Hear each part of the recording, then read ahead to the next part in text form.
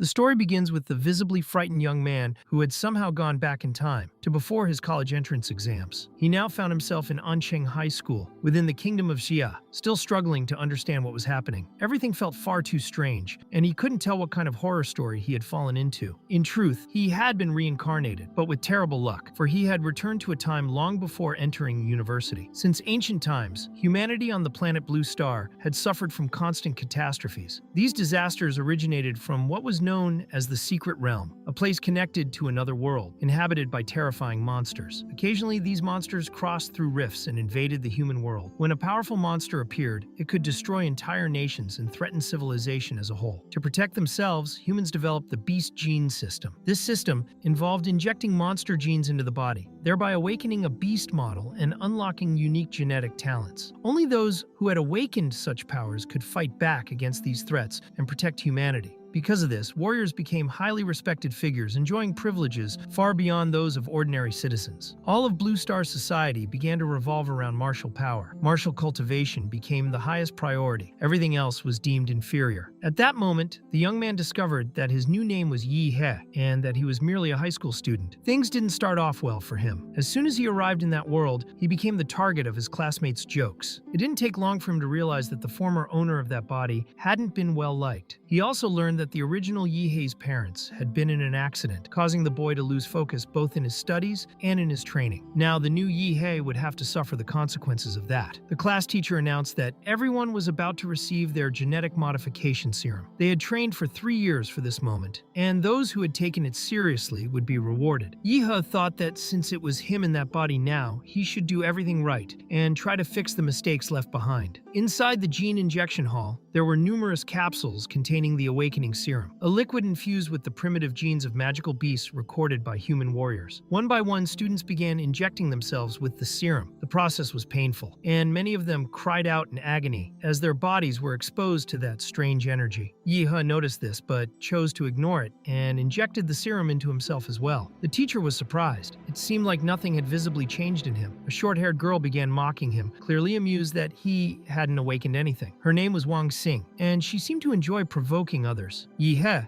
now reincarnated, was already irritated by how loud and insistent she was. It was then that he began to feel something different. A powerful energy started coursing through his body. His eyes gleamed. He realized that if he didn't seize the moment now, it might be too late. Suddenly, a burst of energy erupted from him, sending Wang Xing flying backward. All the students were stunned. Yeihe had awakened an A-rank model called Mad Flame Demola, an infinite-type beast. The impact was so intense that Wang Xing fainted just from the pressure of the energy he released. Several students were knocked to the floor. Others bowed under the overwhelming force he had displayed. Yeihe, confused and embarrassed, tried to apologize. He hadn't meant to cause that. Soon after, a notice arrived for all third-year students who had awakened. They were to go to the testing building, where their beast genes and martial levels would be analyzed. There was a special device in that building designed to detect genetic advancement, identify the magical beast gene, and measure each individual's strength. While waiting his turn, Yeihe observed the beasts awakened by his classmates. Most were classified around the third or fourth stage. He started wondering why his had been labeled A rank. Soon, he learned that his model was Class 7, Grade 3, which confused him even more. He didn't know if that was good or just excessive. All his classmates were eager to see Yeihe's results, and as he noticed their stares, he finally understood that this world truly revolved entirely around martial power. When his data was displayed,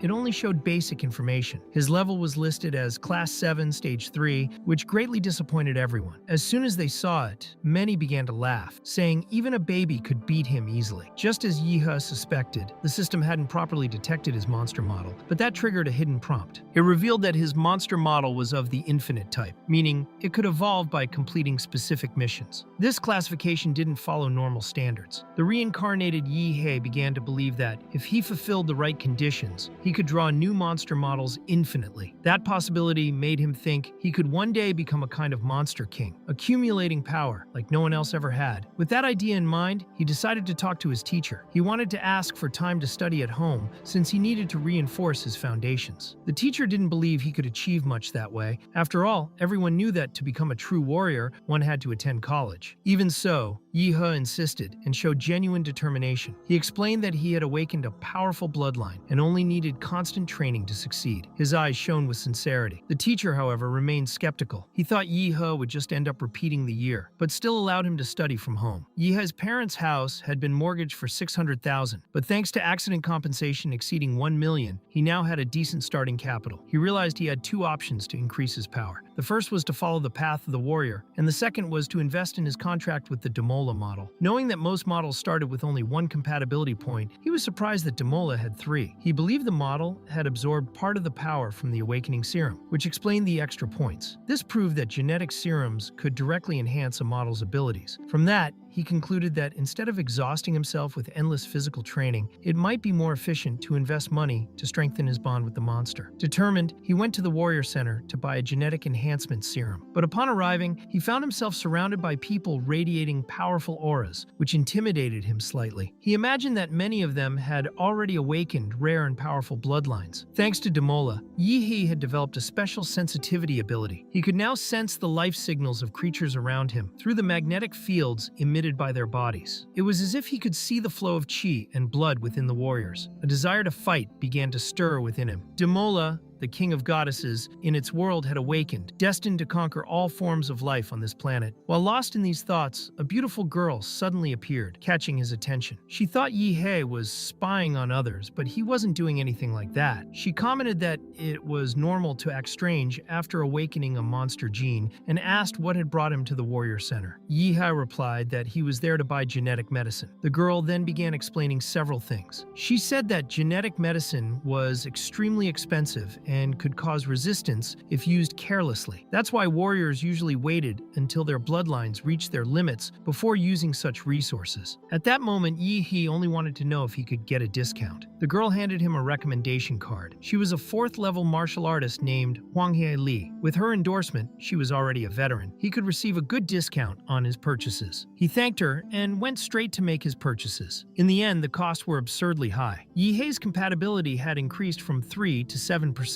His body became noticeably stronger as a result. However, he realized that as his physique improved, it became increasingly difficult to activate basic mutations. Even so, he was excited. What would normally take a common warrior 3 years to achieve, he accomplished in just a few minutes. This rapid progress thrilled the reincarnated youth, but also made him reflect. Although it seemed like cheating, it was a weak form of cheating, not enough to surpass the true geniuses of that world. He knew he would have to keep evolving if he wanted to be the top scorer on the exam. The rifts of the secret realm were ranked by level, going up to the most dangerous categories, Class S and Class E. These were the highest levels, inhabited by beasts so powerful they could not be controlled by humans. If one of these creatures escaped into the real world, it would trigger an apocalyptic disaster. With the teacher's permission, Yeihe decided to buy a ticket to enter a Level 3 secret realm rift. There, his journey toward becoming the king of beasts would begin. Upon arriving, he looked up at the sky and saw 3 stars, Kanglan, Anhui, and Taijin. He had read about them in books, but seeing them live was a completely different experience. He was awed by the starry sky. While admiring the heavens, a first-level beast appeared, a red blade-to-fang rabbit. The creature tried to attack, but Yeihe had already sensed its presence and defeated it with ease, grabbing it with his hand and finishing it in seconds. After the victory, he obtained a magical core, which could be sold for some money. However, he knew that first-level monster cores were not very valuable and wouldn't help him evolve further. Suddenly, a much more dangerous creature appeared, a demon corpse insect, a second-ranked beast. The fight became interesting. With his sword in hand, he faced the giant monster, using combat techniques he had learned from studying the monster encyclopedia. He concentrated his energy and unleashed a powerful martial technique, akin to a lightning-like energy strike, hitting the enemy hard. The monster retaliated, firing projectiles from its jaws. Yeihe barely dodged, but was irritated to find that his clothes were almost torn. Feeling the pressure, he activated Demola's demonic bloodline, charging straight into the creature's mouth and destroying it from within, tearing it apart with his sharp claws. Despite the victory, his sword was corroded by the monster's poison, rendering it useless. To make matters worse, he felt hungry and hadn't brought food. Guided by an irresistible scent, he decided to swallow the magical core of the demon corpse insect. To his surprise, his compatibility increased. This excited him. He had spent a fortune on genetic potions, but swallowing a monster core gave him more results than all that money. Realizing this, he felt slightly frustrated at having wasted his funds. With this new strategy in mind, he activated his life field to locate more monsters. By the next afternoon, Yeihe had grown even stronger. His compatibility had had risen to 9%, but he also discovered that white magical cores no longer contributed to his evolution, so he decided to sell the white and green cores he had accumulated. The buyer was astonished that a mere high school student could gather so many cores in such a short time. Now only 9 days remained until the college entrance exam. In the fourth realm of Ansheng, specifically in Class D, a group of people gathered with one goal: to complete the Blood Jade Flower mission. The team captain was named Lin He. Yeihe was also present, but under a false identity. He introduced himself as Dadsla, a strange name he had created with the help of a legal agency, since as a student, he was not allowed to enter a Class D realm. The others found his name odd but ignored it. Lin He, as the leader, didn't fully trust the new member's abilities. Still, he allowed him to join the team to observe and learn during the mission. With everything ready, the group set off toward the location where the Blood Jade Flower could be found. During the journey, while inside a vehicle, enemies appeared on the path. Several Earth Demon rats began chasing them. A team member named Hood took charge, throwing his explosive blades to fight off the monsters surrounding them. Throughout the journey, Yeihe, still going by Dadsla, merely observed. He paid attention to every detail, absorbing as much information as possible about monsters, strategies, and teamwork. Shortly afterward, the group decided to proceed on foot, as the oasis monsters were extremely sensitive to sound. The engine noise could alert them and cause problems. Lin He assigned roles to the team members, but for Dadsla, the order was simply to observe. He was to remain silent and uninvolved, as he was officially still a novice. To lure the monsters, the group used a special stun grenade. This grenade released pheromones from high-level monsters, making the animals feel their territory was being invaded. The trap worked. A second-rank Earth Dragon quickly emerged from the forest, furious. A bald man named Huo Peng observed from afar, eager to see the fight. When the group managed to bring down the Earth Dragon, Lin He decided they should keep advancing. However, the dragon, though severely wounded, still had enough strength to set up an ambush for the captain. Seeing the danger,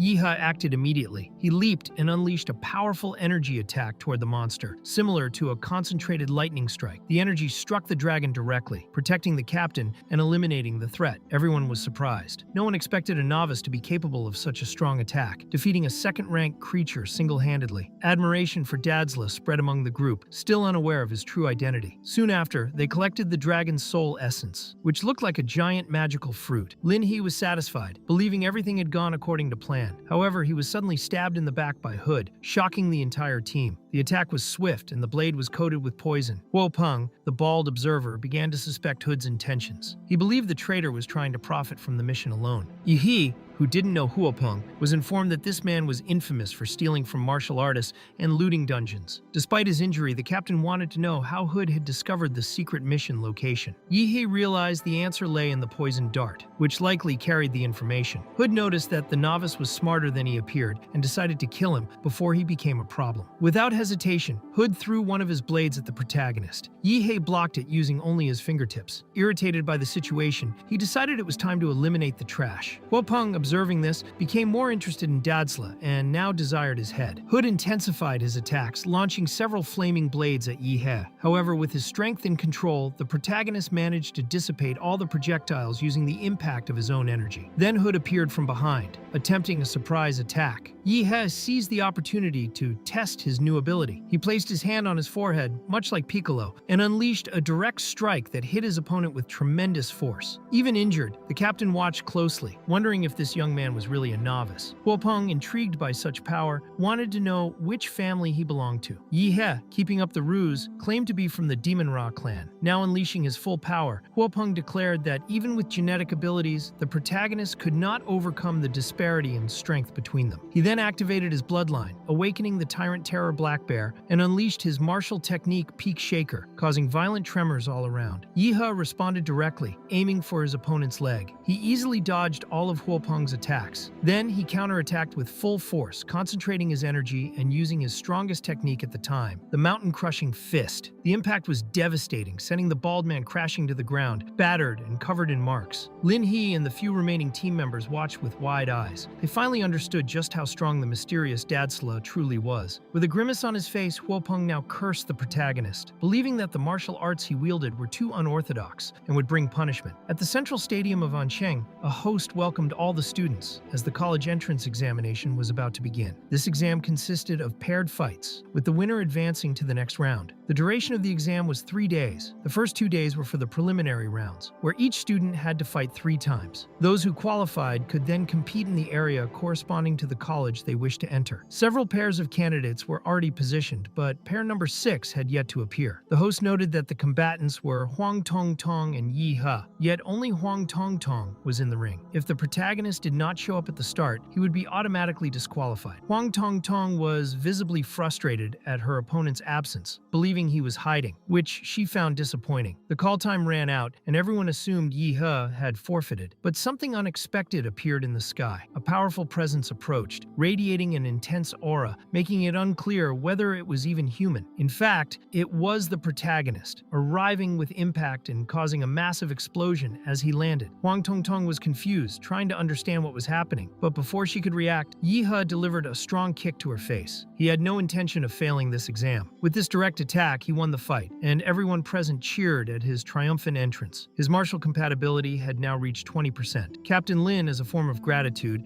had given him a blood jade fruit which took some time to take effect, but significantly enhanced his body. Now, Yeihe was ready to defeat any opponent. In the next 2 fights, he also emerged victorious, using only his kicks. With 3 consecutive wins, he advanced to the 3rd round. Quickly, both boys and girls began vying for his attention, as Yeihe had become a rising star. Many asked if he had a preferred university, and his goal was to enter Huadu University. However, when he turned his back to the audience, many began to say he was becoming arrogant just for reaching the finals. He was very excited, as in a second-tier city like Ancheng, only the top scorers secured a place in that sacred arena. Some authorities appeared and requested Yeihe's cooperation, intending to reassess the martial artist level he had achieved. They were shocked by his strength. They also discovered that, after leaving school, he had begun visiting rank E realms and wanted to know why he would risk entering such dangerous places even before the entrance exam. The truth was, he only sought to strengthen himself. Before his father passed away, he had taught Yeihe that, to surpass humanity, one must stop being human. With this in mind, he repeatedly fought in the realms, facing consecutive battles and breaking his own genetic limits. Those authorities could hardly believe what they were hearing and considered reporting Yeihe immediately. Meanwhile, he watched the relatives of other candidates being interviewed live, all through his smartphone. At that moment, he realized that nobody seemed to care about him. The body he now inhabited belonged to an orphan, a young man with no one. The big day arrived. It was the first official qualification round, and Yeihe had to face Luo Xuan. Everyone thought the protagonist was doomed, as Luo Xuan's parents were powerful martial artists. To provoke his opponent, Yeihe allowed him to make the first move. Luo Xuan, thinking it wouldn't matter, advanced quickly, but the protagonist intercepted him and easily knocked him down. The fight ended swiftly and cleanly. The audience was shocked and began to revere Yeihe, as no one expected him to defeat Luo Xuan so effortlessly. A young man observing Luo Xuan's condition after the defeat showed interest in Yeihe. Meanwhile, the second part of the qualification round was about to begin. A girl named Kai Xiaoling faced a beautiful and elegant young woman named Liu Qingzhu. Although Kai Xiaoling made the first move, Liu Qingzhu quickly responded, using a secret technique from her family. Even so, it was not enough. Kai Xiaoling could still react and demanded her opponent fight seriously. Then, she transformed into a giant tiger and launched a fierce assault on Liu Qingzhu, striking her with a violent series of blows. The intensity was so high that an explosion shook the arena. When the dust settled, everyone believed Kai Xiaoling had won. However, her body gave out from exhaustion, collapsing completely on the ring. Liu Qingzhu, on the other hand, remained standing. She had endured to the end and was declared the winner. The quarterfinals finally arrived. Yeihe participated in the draw and got letter A. Another participant, a giant named Shen Guan, also received the same letter, meaning they would face each other. Before their fight, there would be a match between Luo Ko and Chu Zhou. While waiting, Shen Guan shared some information with Yeihe, perhaps as a gesture of mutual respect before the confrontation. When it was their turn, the battle between Yeihe and Shen Guan began like a full-scale war. Both fought with such force that even spectators were affected by the impacts of their techniques. The duel was so evenly matched that no one could predict the winner. At one point, Shen Guan used a special technique that invoked the power of a goat serpent, hitting the protagonist with a brutal strike. The speed and impact were terrifying, yet Yeihe held his ground. Shen Guan continued his offense, applying a hadakajime, a chokehold preventing the protagonist from activating his abilities. He then struck another powerful blow, believing he had won. A stretcher was called to remove Yeihe, as everyone thought he was out of combat. However, to everyone's surprise, he stood up with a changed gaze and an intimidating aura. His body was enveloped in an intense red aura, his strength seeming monstrous, and Shen Guan was the first to witness this form. It was was the red manifestation of the demon beast form. No one expected a mere high school student to reach such a stage. Tension spread throughout the tournament, as everyone feared the situation might spiral out of control. Even though he was scared, Xinguan didn't want to give up. He tried to attack once more but couldn't do anything. Yeihe was on a much higher level. With no way out, Xinguan decided to surrender. The protagonist was frustrated by this, as he was ready to continue fighting. Maintaining that energy was uncomfortable, and since attacking an opponent after surrender was not allowed, Yeihe ended the transformation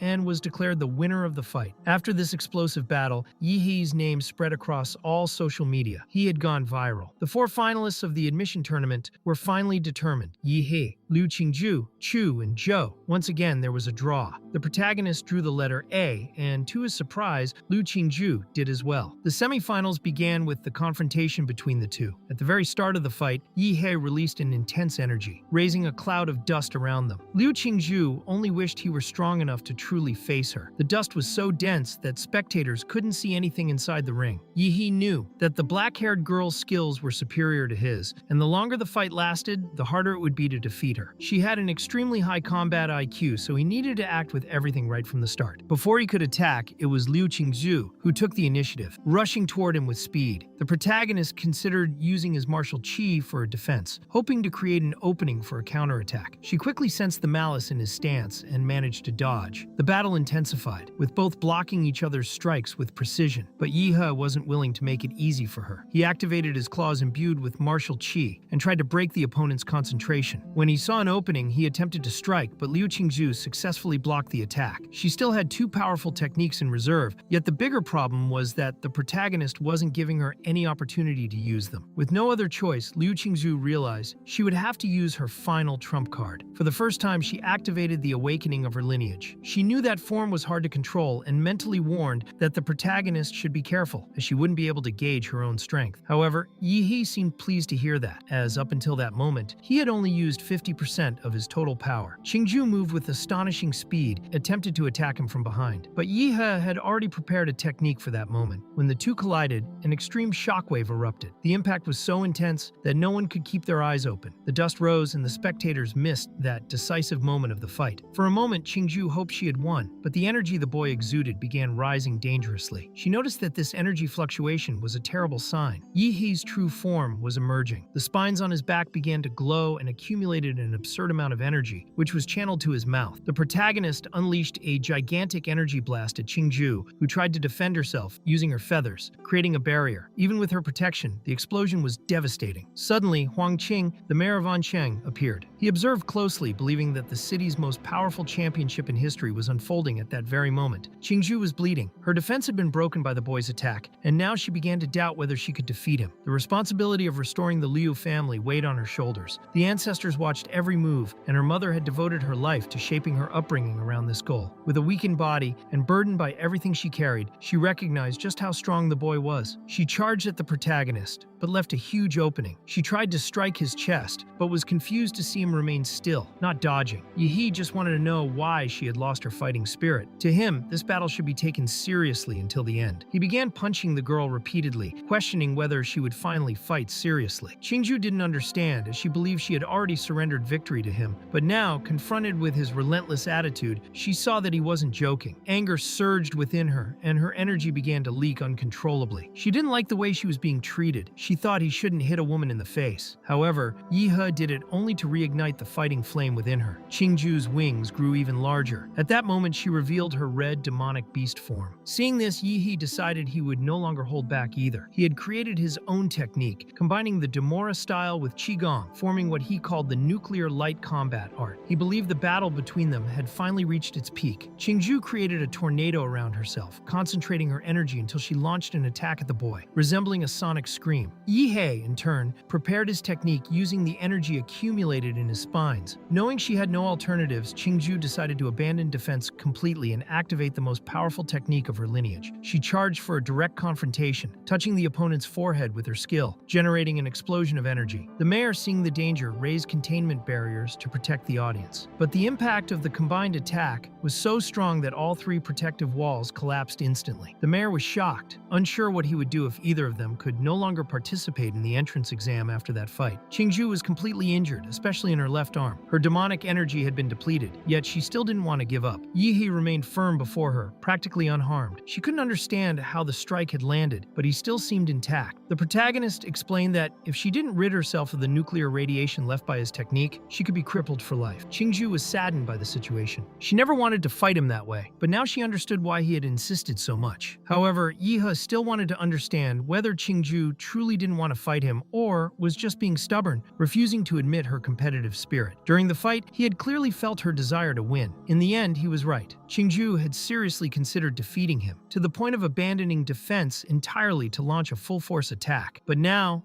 after everything, she realized she hated fighting. She actually just wanted to lose quickly and end it. For Yeihe, that was the problem. She let too many distractions occupy her mind during the battle. He touched her arm, and at that moment, the radiation and wounds began to heal. That was the reason for her defeat. Even so, the protagonist was thrilled. To him, Qingzhu was the strongest opponent he had faced so far, and he wanted to fight her again on another occasion. Upon hearing this, Qingzhu blushed. And so, Yeihe was declared the winner of that battle. Then came the final. The last confrontation would be between Yeihe and Chuzhou. Chuzhou wanted the protagonist to show all his capability. Yeihe was also excited. The first move came from Zhou, who summoned several clones. However, Yeihe immediately activated his atomic breath. Zhou found it strange that the opponent didn't even bother searching for his real body. He simply crushed all the clones with brute strength. Knowing he couldn't face the protagonist directly with his defenses, Zhou realized Yeihe was a true monster. In the end, he decided he had to attack from a distance, even if it was his only option. He used the power of his lineage, activating the ice veins. After all the preparation, Yeihe destroyed everything with just one move, leaving his opponent completely astonished. The protagonist then declared that ice demon dragon power was useless against him. The difference in their strength was enormous. Even so, Chuzhou decided to use the final move he had reserved specifically to face Qingzhu. The mayor watched silently and was surprised to see that Zhou could wield such a powerful skill. Yeihe, however, resisted the attack and even managed to break his opponent's sword. With nothing else to do, Chuzhou gave up. Yeihe was declared the champion of the tournament. The entire audience began cheering, shouting his name. The protagonist then participated in an interview, giving special thanks to his teacher as being an orphan. He believed the only person who had trusted him from the start was precisely that teacher. The school principal made a special request for Yeihe to promote the school even from a distance, offering 2 million yuan in return. The protagonist accepted the proposal without hesitation. After leaving the arena, Yeihe was surrounded by a crowd of reporters. He tried to escape through every corner of the stadium, desperate, as he couldn't even stop to use the bathroom in peace. He eventually found refuge on the basketball court and breathed a sigh of relief upon finally escaping the press. But the tranquility didn't last long. A man wearing a hat suddenly appeared and congratulated him on his championship victory. This man came from Huadu and wanted to discuss the protagonist's genetic block. According to him, Yeihe had never truly unlocked any type of genetic block. All his abilities came from the monster model. The protagonist was shocked. He couldn't understand how this man knew so much about his abilities. The man then asked if he had ever heard the term genetic block from his father. And indeed, that was exactly what had happened. The man wanted to know how his father, a simple taxi driver, knew such a specific term far removed from his professional reality. Due to these special circumstances, Huadu had decided to open a confidential file for Yeihe. Prometheus was a research institute that had once dominated the field of biological genetics on the planet Blue Star. However, due to an extremely serious incident, it became the target of international investigations. Several countries united to shut down the organization. Most of the leading scientists were forced to disappear, assume new identities, and live in complete anonymity. Among their most advanced projects was the development of genetic block technology. Upon reading the confidential documents he received, Yeihe began to understand the truth behind everything. The bespectacled man believed that the protagonist's father was actually a senior researcher at Prometheus. And more than that, Yeihe himself was a secret genetic research project developed by the Institute. Despite the impact of the revelation, the man tried to reassure him. He explained that the government would not make his life difficult. All they were doing was informing him of the situation. As someone directly involved, he had the right to know. Moreover, Yeihe was considered a key talent, cultivated by the nation's forces, and his safety would be guaranteed at all costs. After that conversation, Yeihe remembered that he had secured his spot at Huadu University and had received 2 million yuan from the school principal. Now, with everything ready, he could draw a new model skill. Upon activating the function, an S-rank model creature appeared. It was a supergiant anthropomorphic being, colossal in body and humanoid in form. Model abilities could be combined, and he wondered what effects would occur if he merged the supergiant anthropomorphic model with Damora's violent model. This made him even more determined. More than ever, he wished to become the true king of monsters. Meanwhile, elsewhere, a man answered a call. His name was Huo Long, and he ordered the immediate cancellation of all his appointments. He was informed that his brother's remains had not been found in the secret realm, but traces were detected at the last location where his brother's signal had been captured. The area was contaminated with slight nuclear radiation. Huo Long heard the news while watching the protagonist on his screen. He wondered why his brother had entered the underworld and recalled his mother's last request before passing, when she entrusted him with the mission of taking care of his younger brother. Seeing Yeihe win the championship, Huo Long recognized him as a rare genius in Ancheng, but lamented that he wouldn't live long enough to attend university. This man was Huo Peng's brother, and now sought revenge with all his might. Soon after, Yeihe received a package. He was preparing to enter a secret realm where he would test his new model. Inside the package was a letter from Chuzhou, inviting him on a new expedition. The Central Research Institute of Huadu had confirmed that a new secret rift would open that very afternoon, and Chuzhou wanted to explore it alongside him. Still in Ancheng, on Red Tree Mountain, a crowd of martial artists gathered. Yeihe was also present. New secret realms always generated high demand in the early days of their opening. There, he discovered that Chuzhou intended to attend the same university as him. When the rift opened, a massive demonic beast appeared before everyone. After destroying the creature, a new access point was revealed in the Sequoia realm, located within the mountain. The protagonist immediately sensed a strong smell of blood. A tide of beasts emerged, as if all monsters were waiting for the right moment to strike. The martial artist focused on eliminating the demonic beasts and halting the advance of the creatures. Chuzhou fought using his lineage power, but at one point was nearly struck by a monster. Before it was too late, Yeihe intervened using his atomic explosive fist, saving his companion. Chuzhou was extremely grateful for the help. In the end, the protagonist concluded that none of the demonic beasts in that realm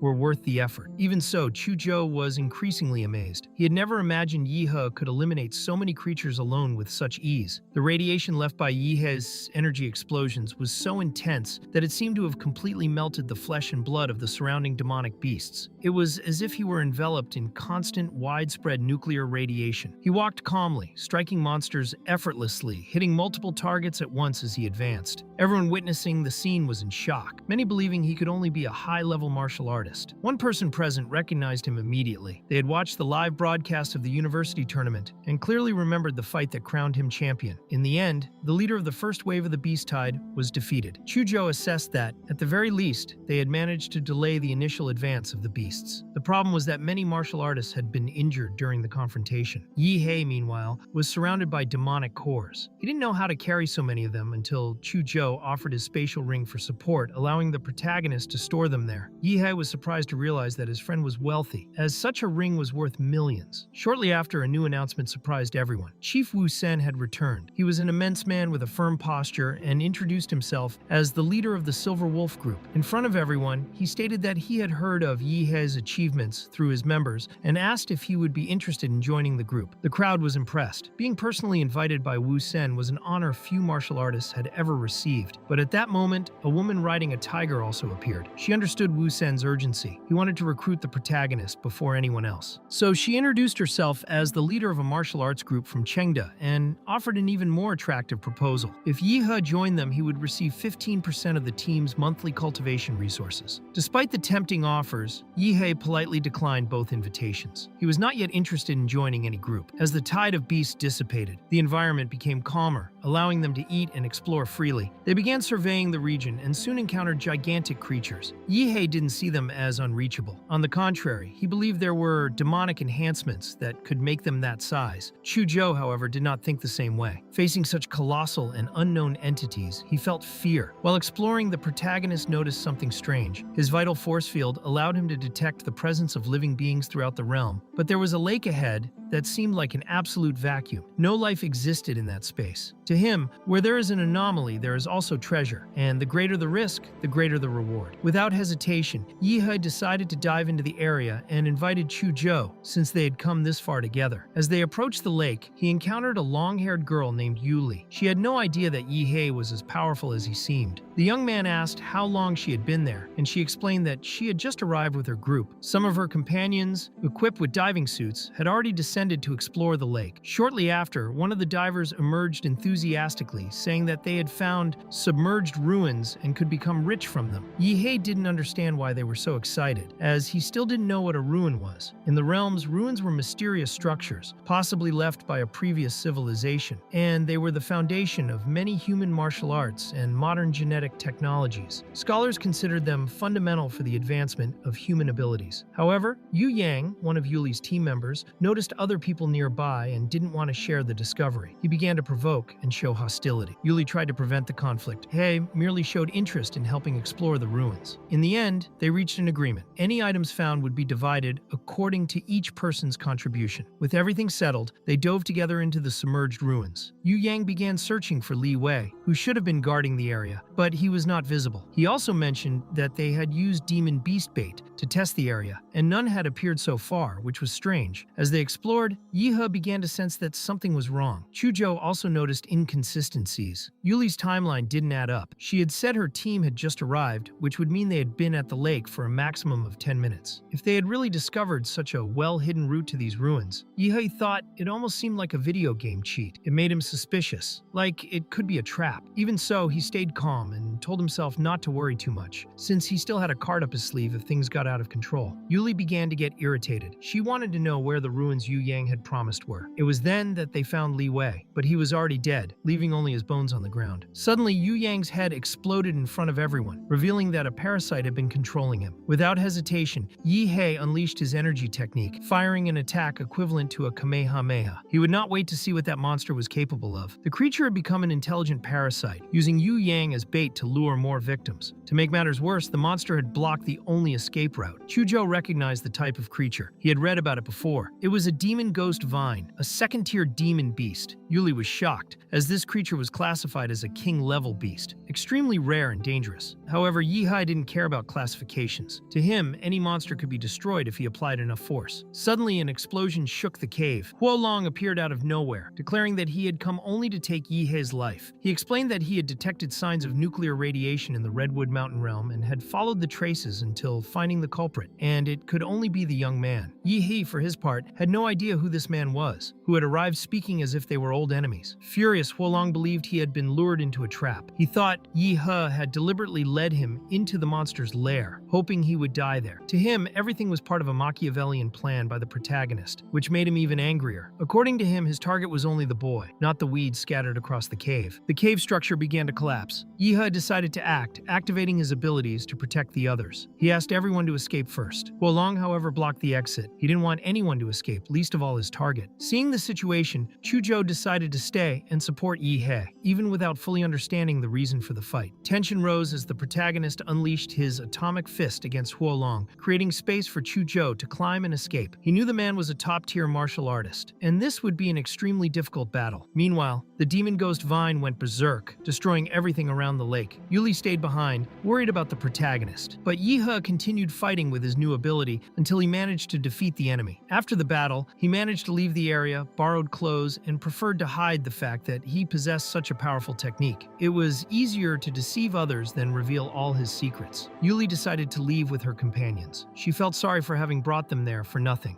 and promised to make it up to them later. But for Yeihe, that favor had already been paid with the opportunity to explore the ruins and eliminate the monster. 3 days later, at the entrance to the Redwood Mountain realm, they encountered something incredible. In just a few days, the location had transformed into an improvised city with its own infrastructure and even transport planes. Yeihe didn't waste time. Carrying sacks full of demon beast cores and spirit herbs, he went straight to the evaluation center. When the specialists began examining what he had brought, they were completely shocked by the quality of the materials. Some of the herbs were so rare that they could barely be found on the market. The protagonist left the place satisfied, carrying a substantial amount of money after selling just the demon cores. Now he needed to find a buyer for the evaluated spirit herbs. While considering his next steps, a car stopped nearby, and a man introduced himself as Li Yutiano, owner of Pinghe Pharmacy, explaining that he had heard about the protagonist's stock and was willing to buy all the spirit herbs at a price 1% above market value. The protagonist was slightly concerned about how quickly information about him was spreading, but since he needed to sell the herbs, he decided to make a deal with Li Yutian and even made more money from it. Now that this matter was settled, he understood that his next goal was to obtain some powerful martial arts abilities. At the school principal's office, the protagonist was received with great respect. which he found somewhat exaggerated. Yeihe even brought medicinal wine as a gift, which pleased the principal greatly. The young man explained that he wanted to learn powerful combat techniques, but since he had not officially enrolled in the university, his only option was to seek help from a traditional martial arts family. Even so, the principal believed he was being hasty, as his admission to Huadu University was already guaranteed. Despite the advice, Yeihe remained impatient and determined to improve quickly. The next day, by noon, the principal had arranged everything. The traditional Liu family had agreed to teach their secret arts to the young man, which left him completely surprised. Without wasting time, the protagonist took his bike and went to the Liu family residence. As soon as he arrived, several powerful martial arts abilities appeared in his vital force field, signaling that the place was indeed special. He was received by Qingzhu, and he initially thought she might be annoyed by his presence, but soon realized she wasn't. The girl led him to her mother, the head of the family,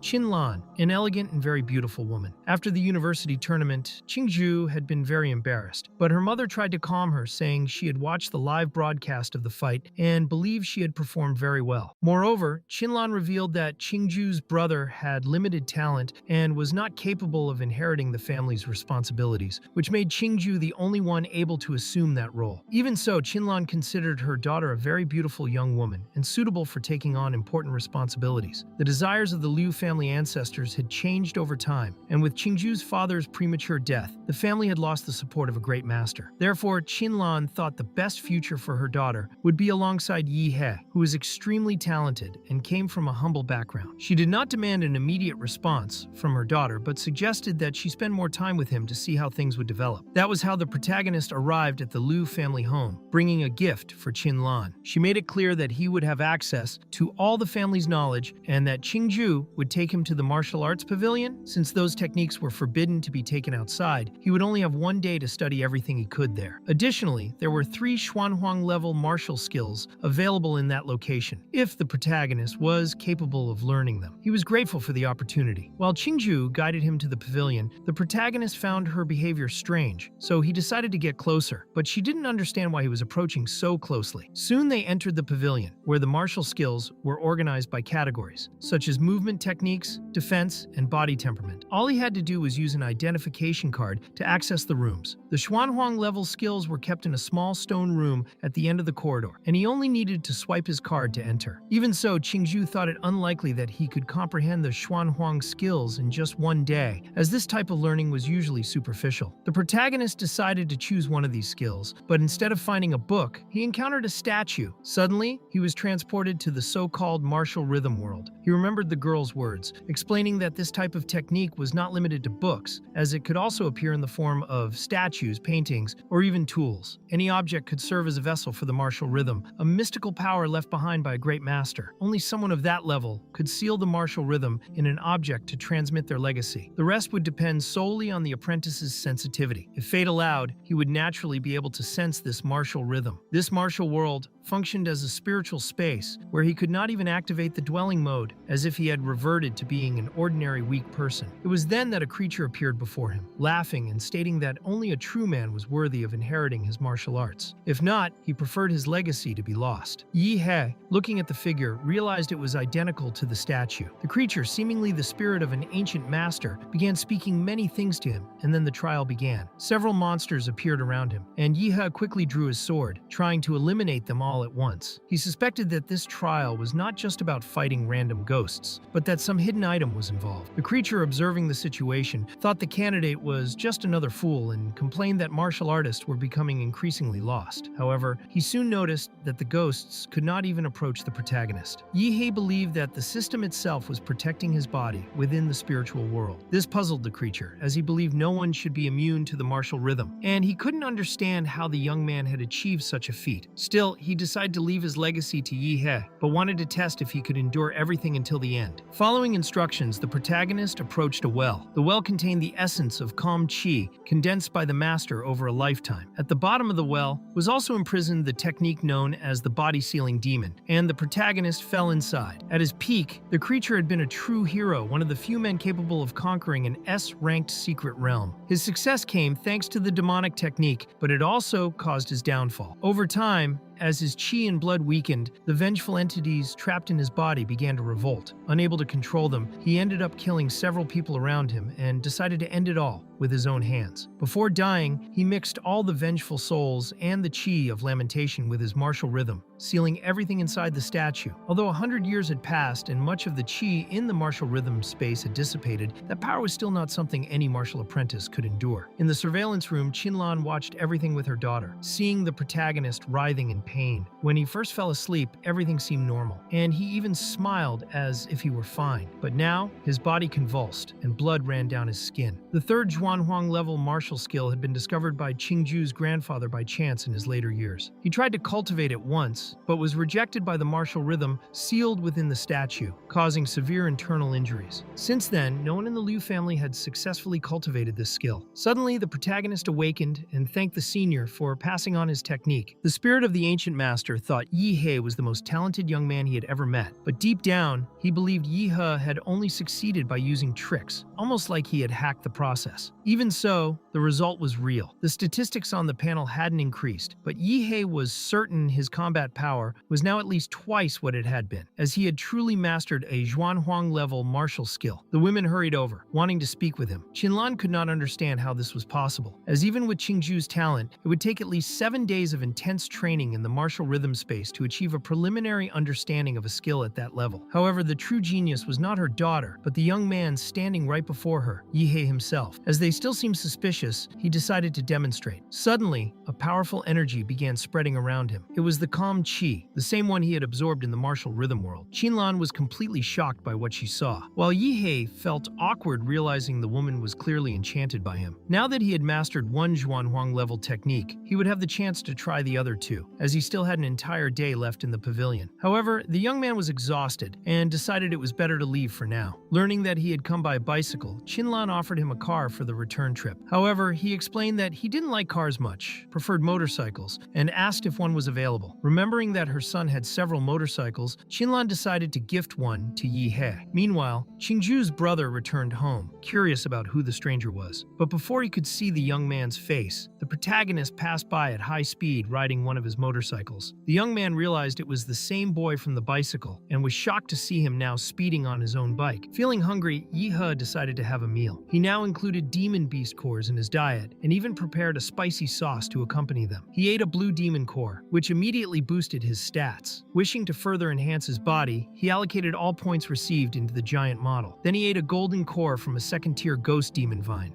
The energy was so intense that it caused a mutation in his body. The risk was high. If the mutation caused a shift to a lower attribute, it would result in regression. But he decided to take the chance anyway. In the end, he succeeded. His body began to carry the power of the cosmic dwelling. Despite his happiness, he knew he still needed to bring that model to its full form, and for that, it was urgent to continue leveling up. Then he heard a loud noise coming from outside. He thought maybe someone was causing trouble. Indeed, a police team had surrounded the place. They began knocking on the door of the house where he was, which had previously belonged to a solitary person, so it was unlikely to receive visitors at that hour. Moreover, he hadn't ordered any deliveries. Suddenly, a huge woman wearing a helmet appeared at the window. She realized that the young man was not an ordinary martial artist. Her initial plan was merely to hide something in that house and erase the young man's memory, but since he had discovered her, she decided he would have to suffer a little. If he tried to escape, things would only get worse. Meanwhile, outside, the police were trying to apprehend a young man. Inside, Yeihe unleashed a skill against the mysterious woman, while on the lower floor, the man fought directly against the police forces. At the end of the battle, the woman believed it was best to retreat, as she had been completely beaten thanks to Yeihe's strike. They managed to escape, and the suit she wore had already repaired some of the damage from the previous impact. However, Yeihe appeared shortly after to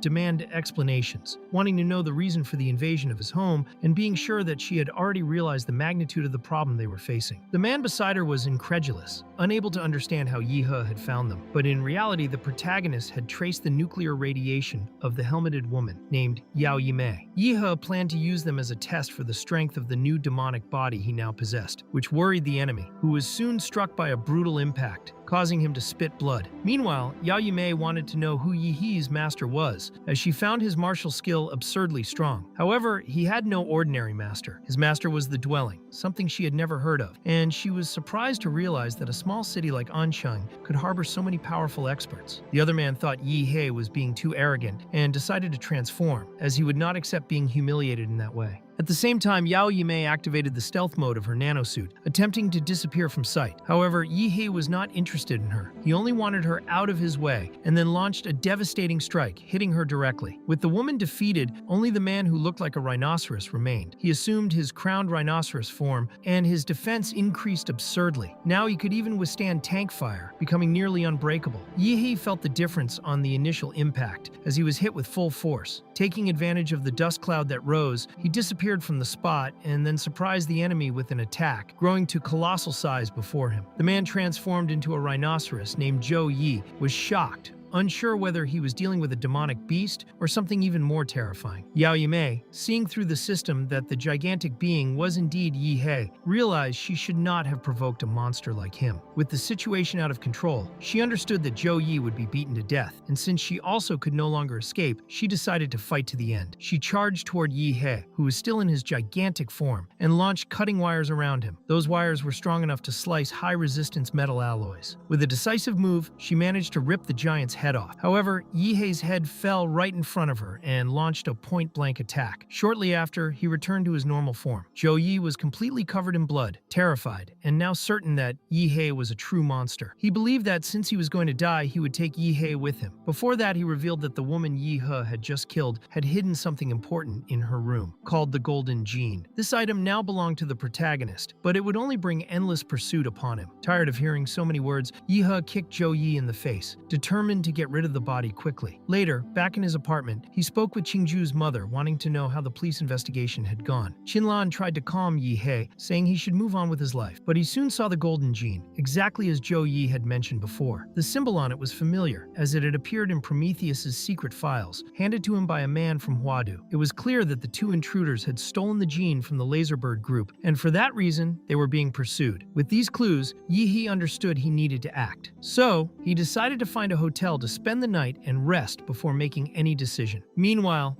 in the depths of the B-ranked secret realm known as the Swan Lake, several groups tried to extract profit from the area. Suddenly, one of the teams called the captain, as the entire environment was engulfed in an intense red glow. Various monsters began to appear around. Among them, a fifth-position, Overlord-class demonic beast, known as the Burning-Eyed Black Monkey, led the horde. The situation required the army to be alerted immediately, as this Overlord-class beast led a true tide of creatures. However, no one could send the warning as they died before completing any communication. Panic spread, as the tide of beasts from the Swan Lake realm in Ansheng was about to exceed the region's limits, generating fear throughout the population. Local authorities acted quickly. Police spread across all city districts, and all martial artists were called in to provide support. Due to the imminent risk of destruction, only students and children were allowed to board the trains and evacuate the city. In government offices, the mayor of Ansheng had requested help from neighboring cities, but this time the problem was bigger. Several cities across the country were issuing alerts for the beast tide. All regions began constructing defenses, trying to prepare for a possible disaster. The mayor still questioned the situation in Huadu, as martial artists of Grandmaster level or higher could be decisive in combat. But another problem arose. An S-ranked secret realm had appeared in Guanshuan, a city neighboring Huadu, forcing all martial artists from the capital to go there to contain this new threat. Without the necessary support, the mayor realized the only solution was to rely on his own city's strength. At the Chu residence, Yeihe trained with his colleague Zhou, who was curious when he had learned the Xuanhuang martial skill. Yeihe said it had been only a month. Zhou was impressed by how much he had already strengthened in such a short period. During the training, both received an alert about the beast tide invasion. It was an evacuation order. Zhou wanted to know if Yeihe intended to flee, believing that with his talent, it would be better to seek safety. But the protagonist thought it was nonsense and was sure he should participate in the fight. Meanwhile, Qingju argued with her mother, determined to support the city's defense. Her mother, however, feared that her daughter might not return alive. After all, an Overlord-class beast was an enemy that even Grandmasters could not face. Qingju believed that if a family of martial artists could not withstand demonic beasts, she would have no reason to exist. At the same time, the Liu family was leaving the city. As for Yeihe, Qinlan decided only to leave a message, allowing him to make his own decision about what to do. In the Swan Sun Lake realm, numerous people gathered, ready to face the legion of monsters. The entrance was surrounded by heavily armed police. They formed Ansheng's last line of defense. The mayor had made it clear that everyone had a mission: gather basic information about the beast tide, and if possible, also discover the abilities of the overlord-class demonic beasts. Additionally, he wanted everyone to return alive. When he saw a soldier seriously injured and missing an arm, the mayor urgently called the doctors. The wounded man handed over a USB drive containing all data from the battle recorded by the Vanguard group, ensuring that at least this information would not be lost. The mayor wanted to know if there were survivors among the other team members, but received confirmation that all were dead. The wounded man wept heavily, explaining that the beast tide had simply trampled everyone, leaving them no chance to recover the bodies. He insisted that everyone be careful of the burning-eyed black monkey, as it was an extremely dangerous threat. Suddenly, rocks began to fall near the landmines that had been placed as a defense. Then, the mines detonated, destroying much of the fortifications that were being built. This was clearly an attack coming from the secret realm, accompanied by war tanks. It wasn't just a simple demon beast assault, it was a long-range attrition strategy. The mayor, realizing the enemy's intent, ordered fire on the rift of the realm. The intelligence behind the attack terrified everyone. Instead of sending the demon beast directly, the enemy was using tactics to weaken the front line first. This deeply angered the mayor, as that overlord-class creature seemed to act with human reasoning. The second wave of attacks began,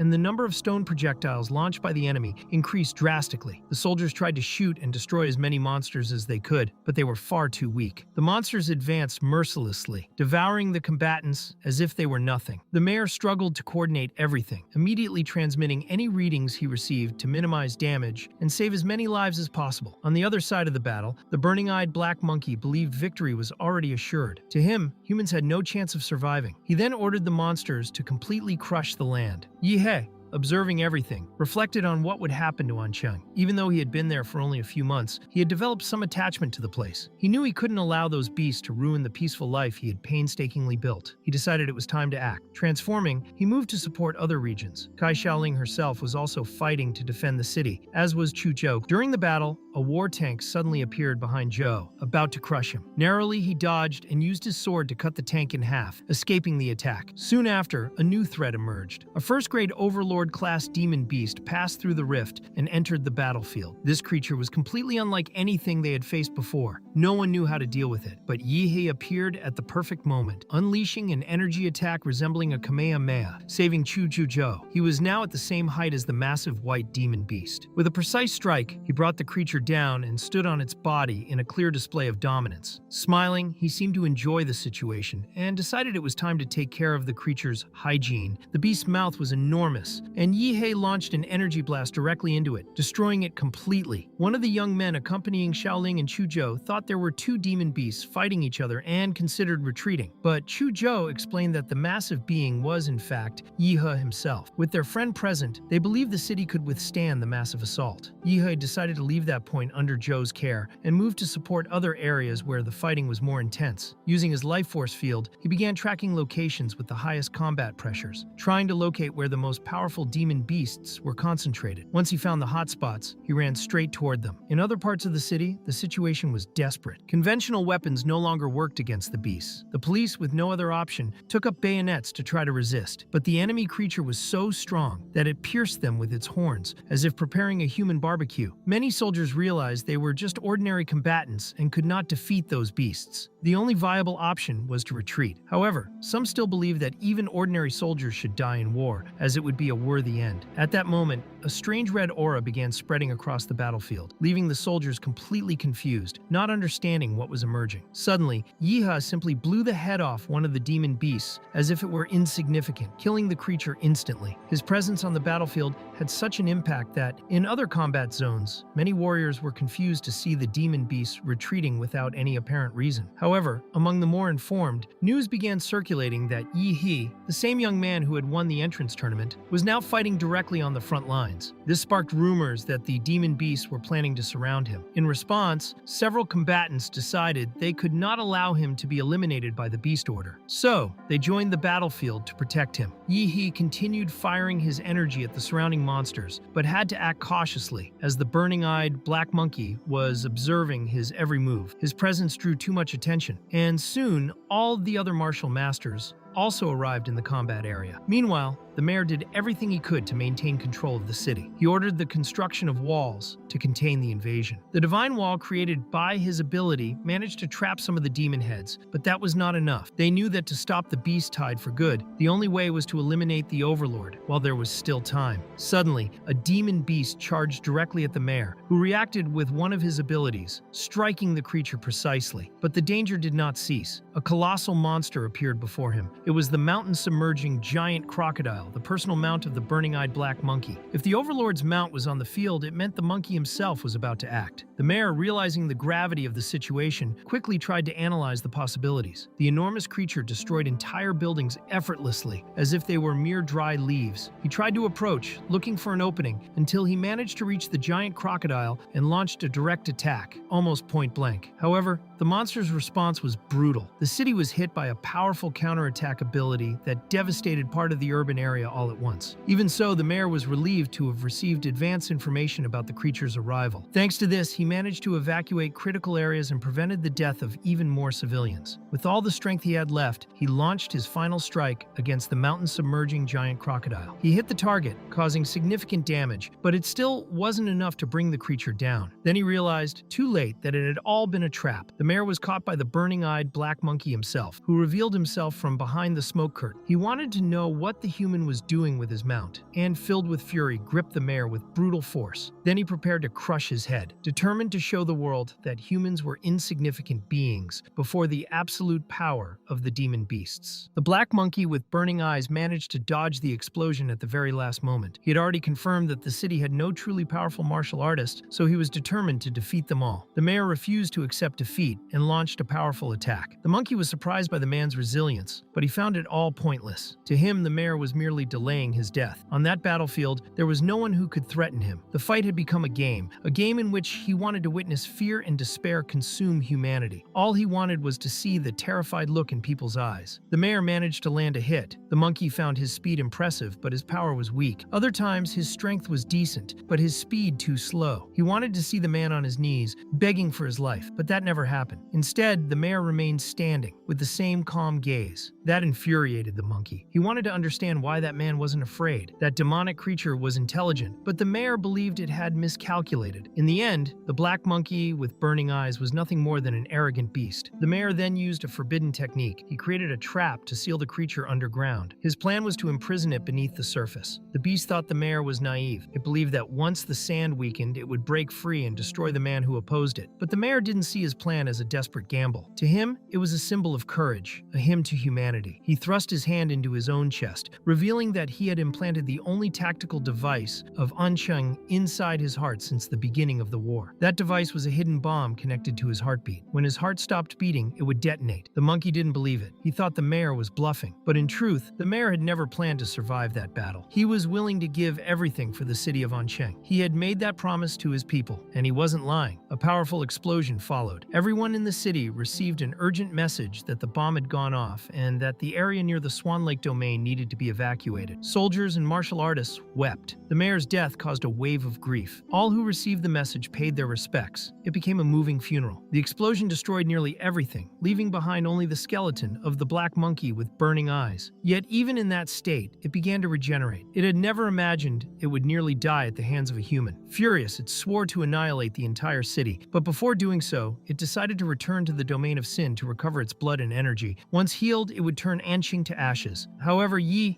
appeared to stop it. The monkey remembered that young man well, one of the greatest obstacles during the beast's invasion. For the creature that had survived the explosion, Yeihe was terrifying. Without wasting a moment, Yeihe struck. The monkey thought him naive and saw an opportunity to kill him. Yeihe used a technique similar to a bomb. Another explosion erupted, shocking everyone. Many believed the mayor had left another hidden bomb, even after his death. The monkey trembled after the blast, beginning to think Yeihe wasn't human. In its eyes, the young man looked more like a demonic beast than the monkey itself. In his titan form, Yeihe crushed the monkey as if it were nothing. The beast tried to counterattack, unwilling to be underestimated. The clash between the two was massive. Yeihe's hand started to bleed. His body had already surpassed normal limits, yet he still couldn't fully overpower the black monkey with burning eyes. The creature lay on the ground, weakened, unable to believe how fast Yeihe had recovered after taking its strongest attack. Realizing he had no chance against the young man, the monkey tried to flee in desperation. Yeihe didn't let him escape. Sadness filled him as he thought of how this monster had been responsible for Mayor Huang's death. Channeling all his strength, he unleashed a powerful energy blast that nearly disintegrated the monkey's body. Yeihe already knew the creature was digging underground, pretending to be dead to escape. Using his life-sensing ability, he found the perfect moment to strike once and for all. He felt regret for not having found the beast sooner. Perhaps the mayor's death could have been avoided. He soon located the hidden monkey and, seeing it was still wounded, fired another energy blast. The hit landed clean. The monkey was paying the price for all it had done. Even weakened, it gathered the last of its energy, drawing power from its demonic core to try and drag Yeihe to hell with it. It attacked with everything it had, but Yeihe was so powerful that the monster's arm disintegrated on impact. Unable to retaliate, the monkey was crushed and devoured by Yeihe's titanic form. Afterward, Yeihe felt a sharp headache. Something was assaulting his mind, possibly a psychic attack. He wondered if another enemy was nearby. Suddenly, countless hands appeared from nowhere, dragging the monkey's corpse as if trying to save it. More hands sprouted around the titan's joints, trying to restrain Yeihe's movements. But that wasn't enough to defeat him. Yeihe ignited his own body, burning away many of the hands that held him. Meanwhile, the monkey crawled toward the underground exit, but fate turned against it. The very hands that protected it caught fire too. Amid the chaos, a strange, ghostly creature emerged. Yeihe didn't know what it was, but he could sense its terrifying power. It seemed to be an overlord, a high-class demonic beast. The creature attacked without warning. Even though Yeihe had blocked the titan's ears to defend against sonic attacks, the entity's scream pierced through, striking directly at his mind. Yeihe was shaken, but refused to let the enemy think Ancheng was weak. He released a massive surge of energy and emerged from the titan's body. Moments later, the titan's body exploded. But it wasn't an ordinary explosion. Everyone was stunned as the entire rift detonated along with it. In the end, Mayor Huang's sacrifice had not been in vain. With the enemy weakened and the rift destroyed, Ancheng's martial artist began hunting down the remaining demonic beasts in the city. Medical teams spread out to help the survivors. Meanwhile, in the Swan Lake domain, the center of the nuclear explosion, Yeihe slowly regained consciousness. He wanted to know how long he had been unconscious. He had used all the nuclear energy within his body to cause the Titan's explosion, leaving the area heavily irradiated. He knew how difficult the task had been. Although his monster form was incredibly resilient, he understood that he was still not strong enough to face an overlord-class demonic beast alone. Still, he was determined to reach the peak of combat power in the Xia Nation. He knew he needed to plan his next steps carefully. He believed that being transported to this world meant he had an important mission to fulfill. A month after the disaster, the Xia Nation erected a statue of Mayor Huang in the city center, a tribute to his ultimate sacrifice. 18 cities across the Xia Nation had been attacked by the beast tides, and 12 had already fallen. The situation was critical. Thus, 5 Grandmaster-level experts were dispatched to investigate. Among them was Grandmaster Du Jingming, who led the team. Everyone already knew this invasion was far from normal. In addition to demonic beasts, an S-class secret realm had also appeared. Fu Hongsheng, the strongest martial artist in the Xia Nation, waited outside that secret realm. He was searching for promising warriors but found none. He decided to enter Guanshan City himself, only to be gravely wounded. The city of Han Waters became the 11th completely destroyed zone. All its inhabitants were killed. When Yeihe learned of this, he was shocked. Even a National Guardian-level warrior had been slain. To him, that was a clear sign that he could no longer afford to wait. He sought help from Qin Lan, asking her to acquire high-quality demonic cores, especially purple ones, and rare plants. She thought he was being too demanding, as plant-type beasts were extremely hard to find. She wanted to know what he would offer in return. He then promised to help her daughter, guaranteeing that she would take first place in Huadu's secret evaluation. Qin Lan found the offer bold. She knew that the gunners from other provinces were far above average. Although Yeihe had defeated her daughter in the arena, he was still far behind the true elite prodigies. Even so, the protagonist knew her situation well. He understood that her only chance to rebuild her family was to bet everything on him, so he made a promise. If he couldn't help Qingju win first place, he would work for Qin Lan for the rest of his life, even taking care of her in old age. She liked the proposal and accepted the deal. After their conversation, the protagonist went to the central hospital of Ansheng. There, he was immediately surrounded by people. Everyone wanted to talk to him. They treated the young man like a celebrity, like an international star. At the hospital, he wanted to visit Chu Zhou, whose entire body was wrapped in bandages. He also ran into Luo Xuan, his very first opponent, whom he had nearly forgotten. He was surprised to see that Luo Xuan had lost a leg during the war, but he believed that, with current technology, regeneration surgery would be possible. The hospital director scolded him for having blocked an important ally from Huadu. Shortly afterward, Yeihe received a call from Wang Tao, from the admissions office of the Imperial royal capital university.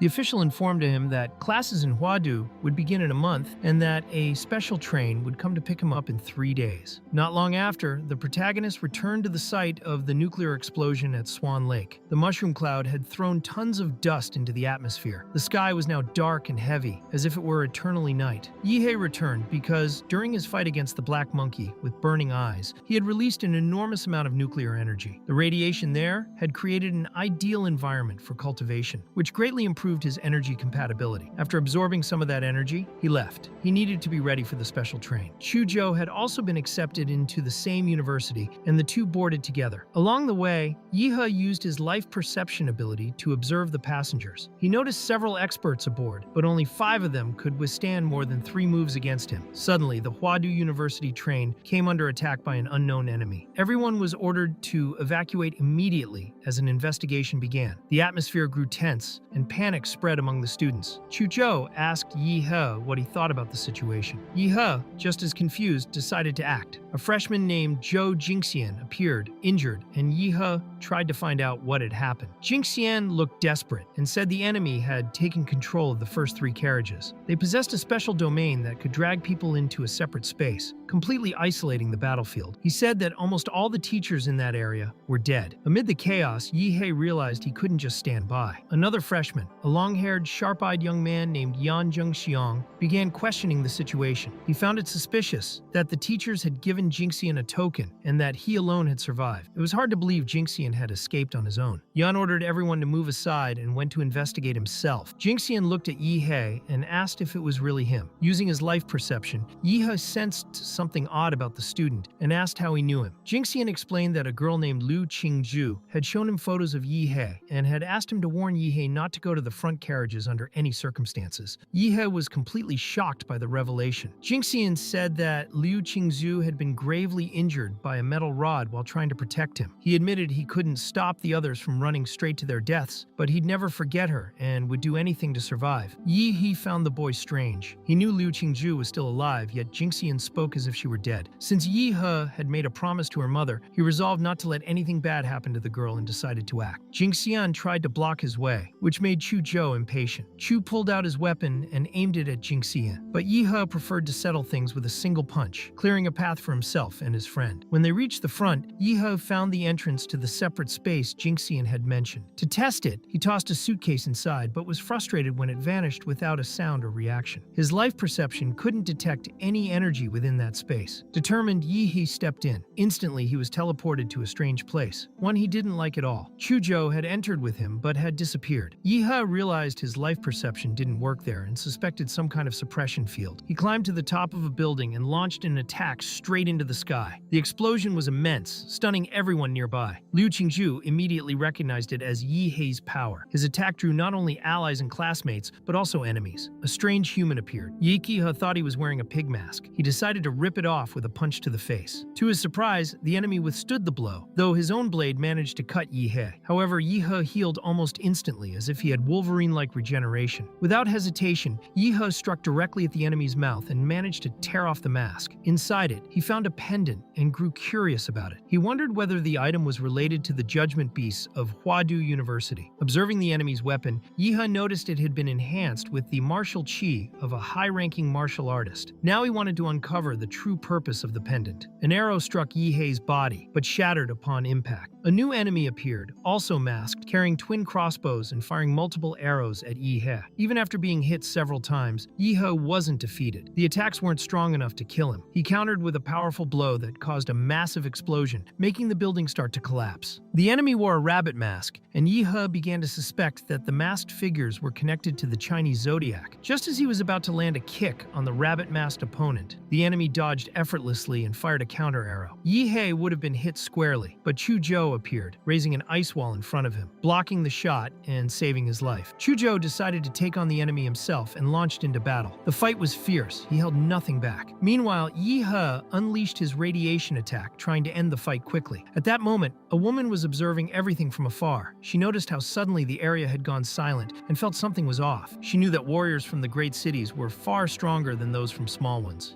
She had heard that Yan and Ouyang from Modu City, Lan Yusi from Chengdu, and Xin Chen from Liuli Island had begun hunting the masked figures. Suddenly, a powerful explosion rocked the region. The woman wondered if an electromagnetic cannon was being used. Near the explosion, Yan asked Ouyang what he thought of the situation. Observing the nature of the attack, Ouyang replied that it didn't look like something the masked ones had done. Yan and Ouyang had already collected 4 pendants: rat, dog, monkey, and horse. They knew they had to move fast. Lan Yusi from Chengdu possessed the sheep pendant. Xin Chen from Liuli Island had at least the snake pendant. Ouyang also learned that a freshman named Liu Qingzhu had obtained the ox pendant. That confirmed it. The masked enemies were connected to the Chinese zodiac. The remaining pendants were pig, rabbit, rooster, tiger, and dragon. The dragon pendant was the most feared of all. It was said that anyone who dared face it would die. It wasn't a boss to be defeated, only escaped from. Ouyang remarked that in order to win, he and Yan would need to seize the pendants from the others. Meanwhile, Yeihe explained to Chu Zhou that he had defeated the masked man with the pig mask and found a pig-shaped pendant inside it. The enemy wearing the rabbit mask had escaped during the confusion, but since his arrow had struck Yeihe, they were able to track him down. Following the traces, the two arrived at an area showing signs of battle. The rabbit-masked man had been killed there. The energy marks were still warm, indicating the others couldn't be far away. Chu Zhou sensed something unusual and decided to abandon his ice techniques and use his sword instead. Then, a girl who had been hiding there realized her camouflage had been discovered. It was the freshman Lan Yusi. Xin Chen was with her and ordered her to move aside. He then activated his genetic art, transforming into his flame demon battle form, and unleashed a massive fire attack toward Yeihe and Chu Zhou. Yeihe remained calm and unshaken. He advanced steadily, facing 2 clones and wondering if it was an ambush. Lan Yusi quickly clarified that it wasn't. They had just been hiding because they were waiting for another masked person to appear. The protagonist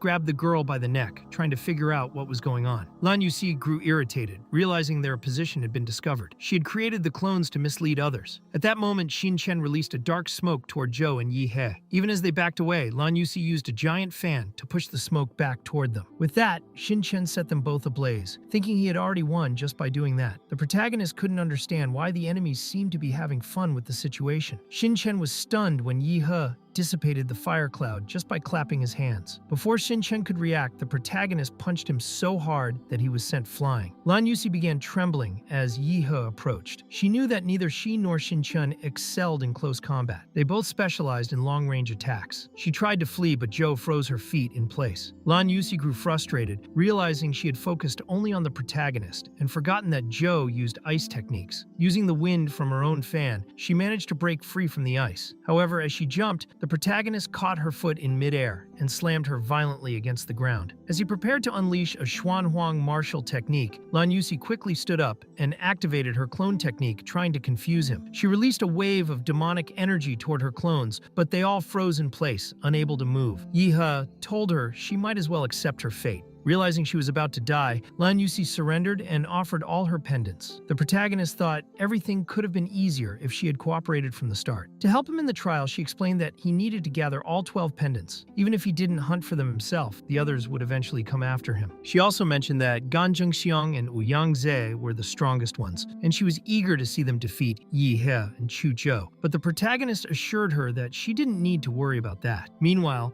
Ouyang and Yan were searching for others to steal their pendants. During the search, they stumbled upon Xin Chen's corpse and were shocked. He was supposed to be strong enough to handle any opponent. What had actually happened was that minutes earlier, after being sent flying by Yeihe, Xin Chen had been gravely injured. He believed the protagonist was a monster and that nothing of the girl would remain. But before he could escape, a powerful creature appeared, a fearsome dragon that sliced him in half. Yan wanted to understand how Xin Chen had died like that. The wound was horrific, and Ouyang explained that only the dragon could have done it. The strike had been asymmetrical and fatal, something only the dragon was capable of. However, the dragon mask was supposed to be sealed in the underground garage. Back then, they had brought more than 20 followers to search for it in that place. Yan and Ouyang had once faced the dragon, and only the 2 of them had survived. Even so, Yan still didn't believe the creature actually killed people. It was supposed to be just a trial, but the warm blood on the ground didn't seem fake. He also noticed that Xin Chen's pendant had disappeared. It was likely that the dragon had left the underground garage because the freshman had triggered some kind of condition, perhaps the defeat of all the masked ones. As a result, the restrictions on the final boss were lifted, and now it could move freely. Just like the Zodiac-masked enemies hunted the freshman automatically, the dragon could now actively hunt the pendants. Ouyang believed that fighting the dragon was impossible. Therefore, they needed to act before the creature reached them. The best strategy was to steal other participants' pendants and avoid being found by the dragon. With his wings, Ouyang came up with an idea. They should send out a signal, lure the pendants to that location, and fight until the end. Meanwhile, somewhere in the dead city, Liu Qingzhu was there. She was supposed to be on a train heading to Huadu University, but she had been dragged into that strange, deserted place. Alongside another survivor, she met a professor who claimed he could get one person out. However, she knew she couldn't leave at such a critical time. She felt she needed to warn the protagonist not to get involved in this. She wondered if the student who had escaped had already found him. It was a pity she didn't have the strength to look for him herself. Although the protagonist was incredibly strong, she only hoped Yeihe wouldn't encounter the dragon. Suddenly, she sensed something and thought she had been discovered. In her weakened state, she couldn't run anymore. She didn't care about losing her pendant, but she had a strange feeling that Yeihe would need it at some point. Ouyang eventually found Qingzhu. He had heard about the decline of the Liu family and noticed that she carried an ox-shaped pendant. He considered it an unexpected surprise. Perhaps she was trying to lure him into the dragon's territory, but he believed she didn't yet know that the dragon had already left the underground garage. So he decided to pursue her. After entering the ruins, Ouyang made it clear that she couldn't escape, but to his misfortune, it wasn't Liu Qingzhu who was there. It was the dragon itself. Ouyang was confused, thinking the dragon should have been hunting others. Then he realized something important. The dragon's targets were the pendant holders. Since he himself was carrying 4 pendants, it was obvious that the dragon would come for him. He had thought himself clever, but now he was in serious trouble because of it. The dragon rushed toward Ouyang at great speed. The young man took flight, trying to understand if it was some kind of domain ability or if the dragon truly could move like that. Suddenly, the dragon charged directly at him. Meanwhile, Yeihe launched an attack against Yan, who quickly defended himself. However, Quzhou wanted to test his own strength and asked the protagonist to let him handle this one. Yan grew furious, thinking Quzhou was being arrogant for believing he could win. Without hesitation, he charged at him. Zhou activated his ice powers and easily defended himself. The battle grew intense. Quzhou fused with his sword, fighting as though man and blade were one. With a powerful movement, he created a massive energy dragon. Yan, on the other hand, unleashed a brute force comparable to a giant tiger. Yeihe merely watched their fight. Then Yan realized his companion was in danger. He sensed Ouyang calling for help. He warned Quzhou that if he weren't in such a hurry, he would break all his bones. Unfortunately for Yan,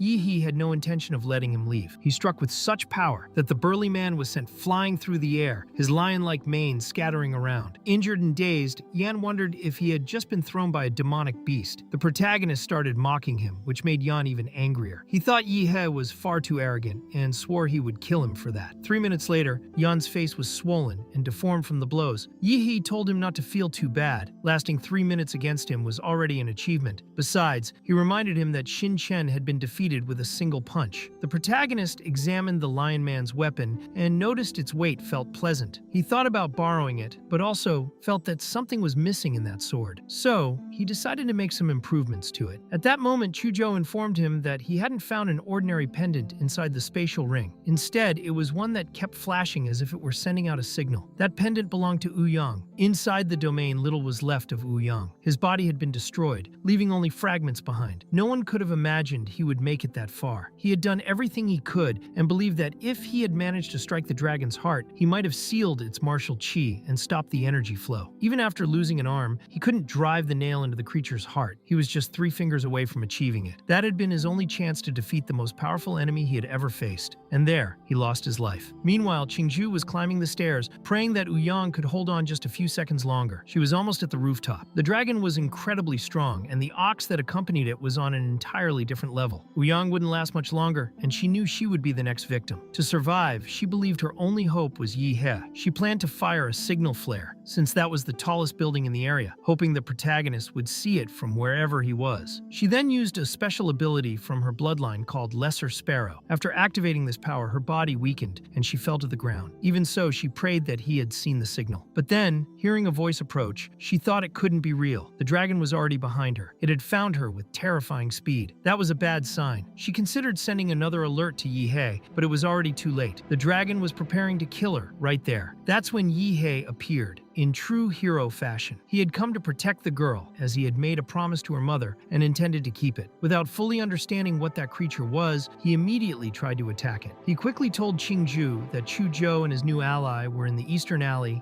and that she should head there first. He would stay behind to face the man wearing the dragon mask. The protagonist saw the dragon charging at him again within that domain. He wondered if the monster could only hide inside that space. Then, he noticed something on the dragon's chest and began to suspect that the nail might be the same one Yan had mentioned, the key to defeating the creature. When he realized the dragon moved with extreme speed, the battle began. Yeihe grew even more focused. The fight was so intense that their blows destroyed buildings as if they were slicing through flesh with sharp blades. The protagonist had no idea the dragon would be that strong and struggled greatly in the fight. After being struck down and crashing to the ground, he gathered his energy and unleashed a Kamehameha. Then, he activated his special form that made him resemble a demonic beast. In that moment, he realized he had finally found a worthy opponent in this world. He knew the dragon wouldn't be easily defeated. Despite taking multiple hits, it remained nearly unscathed. The only difference was that its mask had cracked. The battle only grew fiercer. The dragon not only became faster, but also stronger. At one point, the protagonist's blade shattered under the dragon's attack. When the creature tried to strike again, Yeihe caught the blade with his teeth and immediately punched the dragon square in the jaw, causing the mask to fly off completely. But Yeihe wasn't done yet. What he jokingly called his client's chiropractic session had just begun. He unleashed a barrage of punches on the dragon. He had already studied the creature's body carefully and knew throat, heart,